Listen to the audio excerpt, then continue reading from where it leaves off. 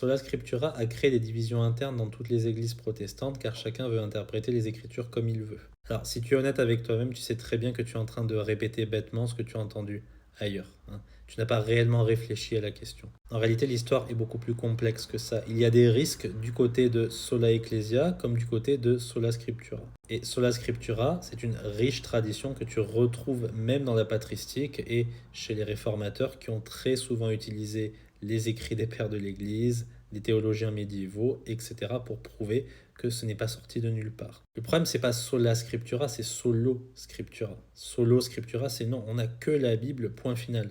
Bah oui, le problème, c'est que si tu n'as que la Bible, point final, eh bien oui, tu peux développer ta propre théologie et être complètement à côté de la plaque.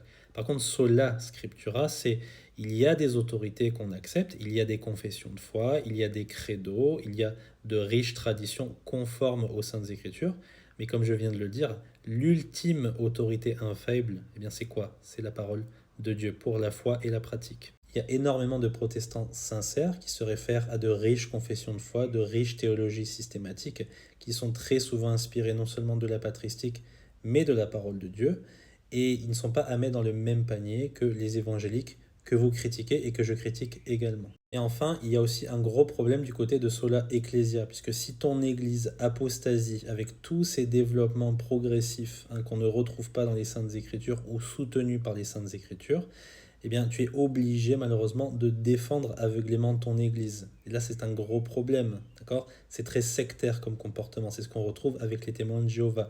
Donc il y a beaucoup plus de liberté du côté de Sola Scriptura quand c'est bien compris. Donc ton argument, il fonctionne pour des évangéliques un petit peu simplés, qui lisent non seulement pas beaucoup les Saintes Écritures, et encore moins qui s'intéressent à l'histoire de l'Église. Ça ne marche pas pour les protestants, qui lisent les Saintes Écritures beaucoup plus que nos amis catholiques et orthodoxes, et tu le sais au fond de toi, et qui s'intéressent à l'histoire de l'Église, à la patristique, et ainsi de suite. On n'est pas dupes. J'espère que c'est clair, que Dieu te bénisse.